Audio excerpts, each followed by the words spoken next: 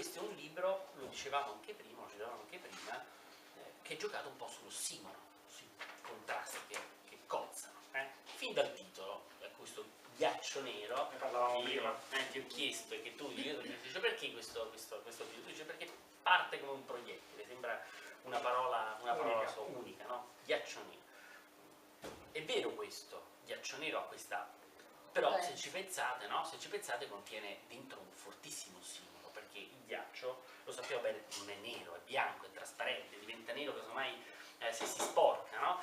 Però è anche l'ossimoro della parola ghiaccio che in questa sua essere candido contiene dentro il seme della morte. Mi viene in mente Melville quando appunto in Moby Dick ci racconta tutto il bianco come sì, è purezza, però in realtà è il bianco della morte, è il bianco del ghiaccio, è il bianco dell'inferno, e poi dice questa balena bianca che è bianca, sì, ma porta la morte. Quindi anche la freddezza del ghiaccio, come la cupezza del nero, esattamente, e poi freddezza del ghiaccio e cupezza.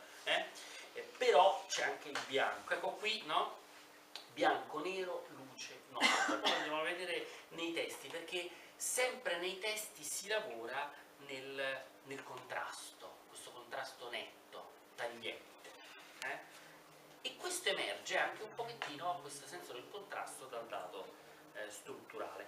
È un libro, se vogliamo, smilzo, si legge agevolmente, non è un tomone, questo è una plaquette, potremmo dire, come si dice, in realtà, se uno vuole dire, ma in realtà non lo è, perché è libero perché ha una sua struttura complessa, si apre e si chiude. E come si apre e si chiude?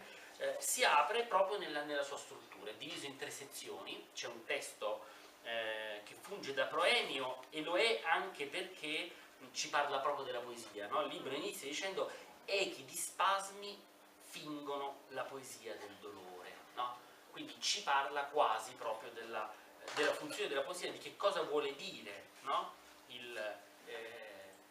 La poesia, e ci porta poi, questo lo andiamo a vedere alla fine, dandomi un'alternativa di futuro, quindi si proietta in avanti.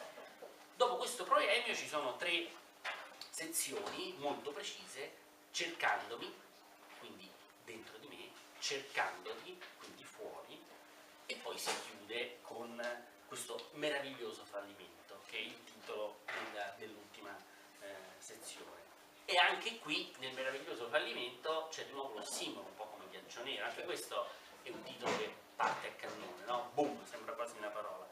Però questo fallimento, che insomma non è una parola che a noi ci evoca sentimenti molto positivi, il fallimento in genere, però è meraviglioso, suscita meraviglia, stupore, letizia. Anche qui dentro c'è un ossimoro.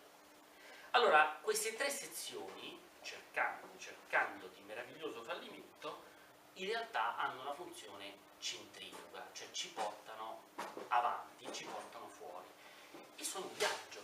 Non tutti gli ossimori sono poetici, però quando si riesce a rintracciare un ossimoro particolarmente indovinato, secondo me è un qualcosa di molto poetico, quindi questo è un espediente, credo, ricorrente nel mio approccio.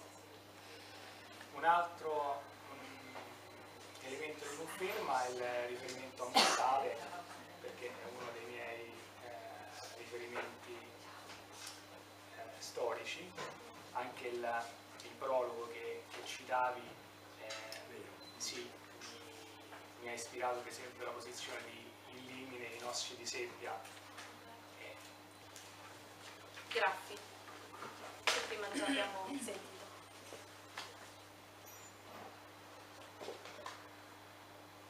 Non ci sono parole che possano imbiancare le tenebre.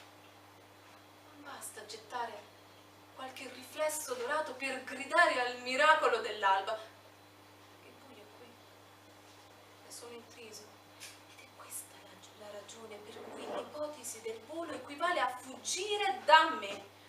Non servono ali o carezze, piuttosto artigli, come graffi ciechi, anche se a volte portano con sé frammenti e centimetri di pelle, a volte intere ragioni del cuore.